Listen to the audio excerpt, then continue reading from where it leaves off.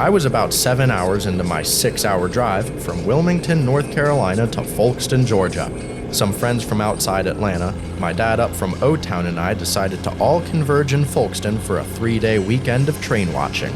I was the first to arrive, and about an hour later, in came K425.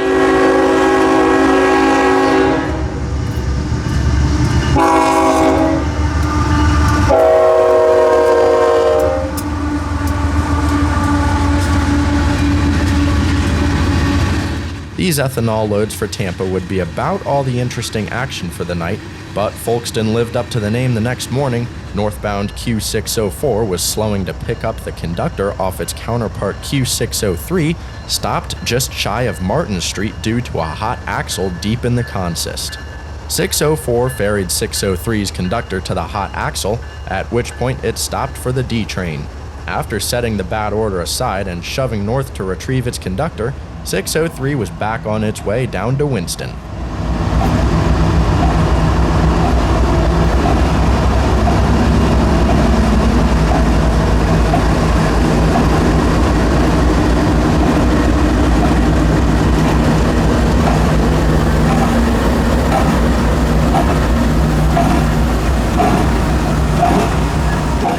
The LOSX SW1500 is painted for the U.S. Sugar Railroad down south of Lake Okeechobee, presumably coming from an overhaul of some sort in Waycross. But Q603 has another goodie for us, a mid-train DPU. I forgot how prevalent these are in the age of precision scheduled railroading, and think they're a lot of fun to watch in action. Stopping again, it became apparent that this was just not Q603's morning, and with that, we made way for Crawford. Pulling up on NS 330 in the hole, we figured the morning would yield nothing more than the usual pair of thoroughbred intermodals. About an hour later, we were proven wrong, as 603 was finally back underway.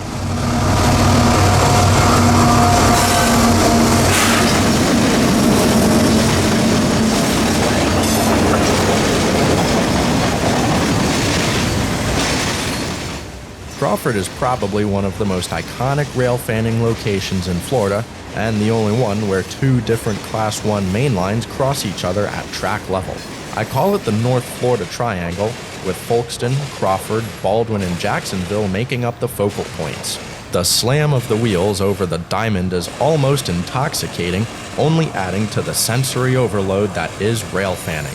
Q603 set off a chain reaction in Crawford, followed by Q452 to Miami, Norfolk Southern 229 from Chicago to the FEC, NS 209 from Atlanta, outbound 330 with a curious high and wide load up front, probably from SpaceX near Titusville, and finally CSX Q220.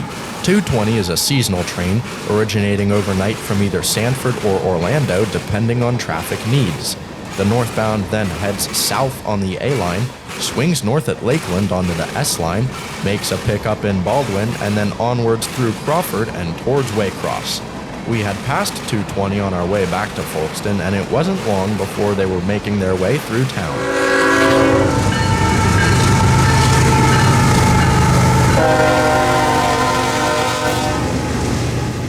Q220 is an oddball. It's unusual for a road train on Class 1s to have a fluctuating origination, much less not have a counterpart, like 220's case.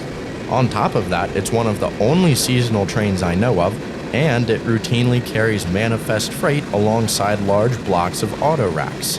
A rack here and there isn't uncommon in manifest trains, but CSX's Q200 series symbols are for unit auto rack trains, which makes it interesting to see blocks of manifest tagging along. This move was done in order to abolish Q456, the nightly train from Orlando to Waycross whenever Q220 does not operate. I wouldn't be surprised if 456 comes back once 220's season is over, which is dependent on auto manufacturers' model year distribution schedule. Up next was the staple sprinter through Folkston, hotshot intermodal Q032.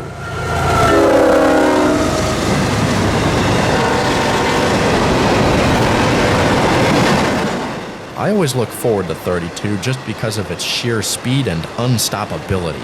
Running daily from Jax to North Bergen, the consist is single-stacked to accommodate a tunnel restriction up north. The 1x1 power configuration is new to me, but nonetheless a cool sight. Immediately after 32 was another DPU Intermodal running with 3 blocks of freight. It was easily one of the longest trains we saw this weekend. Something about me is a sucker for CSX ES44 AHs. The original Dark Future scheme looks good, but the steerable trucks are my cherry on top, especially with a matching AC4400 trailing. GE's steerable trucks can only be found on CSX and CP AC4400 CWs, as well as CSX AHs.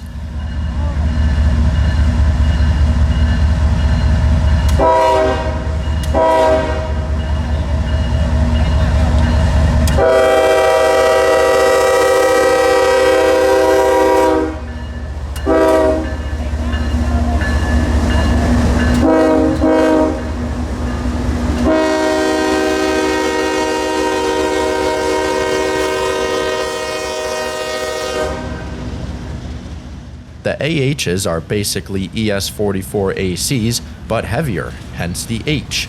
The steerable trucks allow each axle to turn independent of the others, ideal for operations on coal loadouts and the tight mountain turns.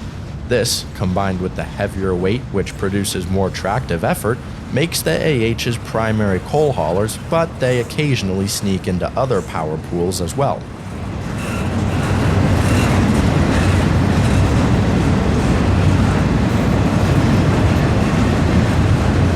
I guess I lied. There is one more engine model with steerable trucks, CSX CM44 AHs. They're rebuilt by GE from old AC4400s, weighing in heavier than normal, which constitutes the steerable trucks. 7217 was originally CSX 241, with all of the CMHs coming from the AC44s numbered between 200 and 375. CSX is also receiving CM44AC rebuilds, basically the same, just not heavy, and with the more commonly used high-adhesion trucks. These are slated to come from engines numbered 1 through 199. The third intermodal in a row was Q603, daily Jacksonville to Chicago.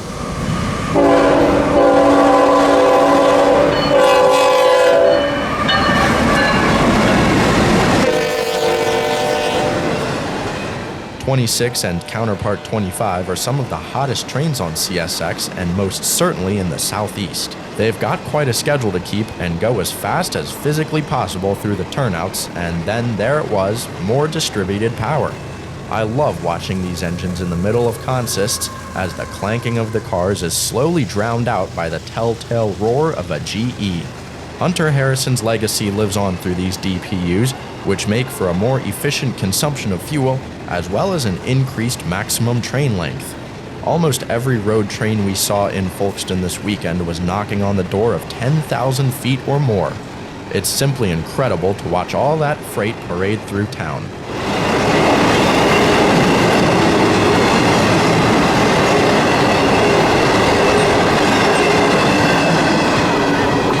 There wasn't much more interesting action until northbound ethanol empties entered the picture. This train had left Tampa earlier in the day, and we were glad to see it hit Folkston prior to dusk.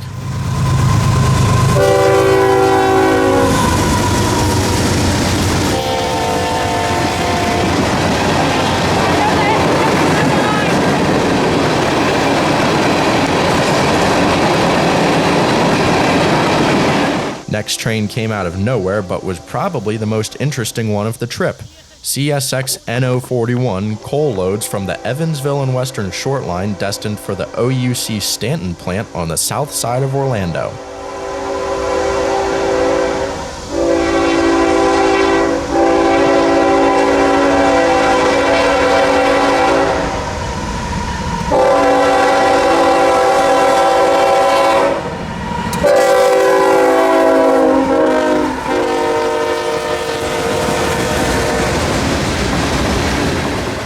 These coal trains are the only ones I've seen that run with their DPU on the end, rather than in the middle of the consist like manifests and intermodals we've seen so far.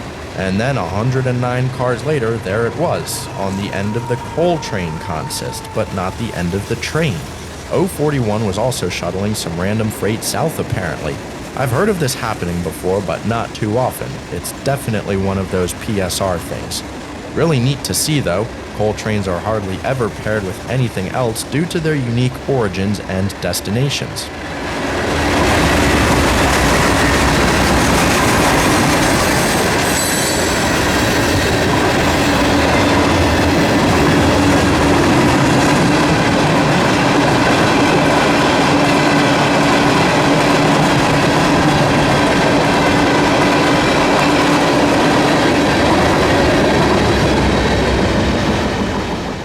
About 2 hours later, and CSX Q442 was coming north with 15,000 feet of train and only 2 GEs up front.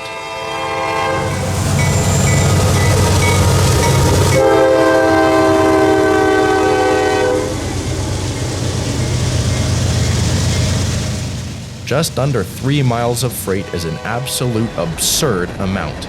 The rail cars just kept coming out of the dark. The whole ordeal took about 7 or 8 minutes.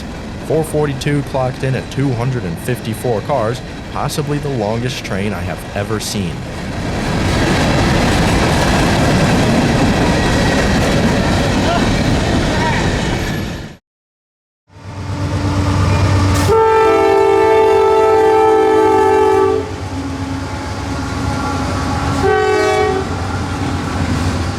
Sunday morning was about as busy as Sunday mornings in Folkston usually are. Q031 added a little flavor to the morning with another 1x1 GEVO setup.